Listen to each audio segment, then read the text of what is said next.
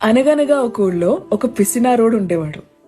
ఎంత పిసినారోడు అంటే ఎన్ని డబ్బులు సంపాదించినా చిన్న గుడిసె లాంటి ఇంట్లో ఉండేవాడు. బెడ్షీట్స్ కూడా మార్చేవాడు కాదు, అరిగిపోయే వరకు వాడేవాడు. ఉద్యోగానికి కూడా నలిగిపోయిన బట్టలు వేసుకుని వెళ్ళేవాడు, ఇస్త్రీకి డబ్బులు మిగిల్చాలని. వయసుకు వచ్చినా పెళ్లి చేసుకోలేదు, ఎందుకంటే పెళ్ళం వస్తే మళ్ళీ ఖర్చులైపోతాయి, పిల్లలు పుడితే ఇంకా ఖర్చులైపోతాయని. అలా జీవితాన్ని బ్రతికేస్తున్నాడు. 45 ఏళ్ళు వచ్చాయి.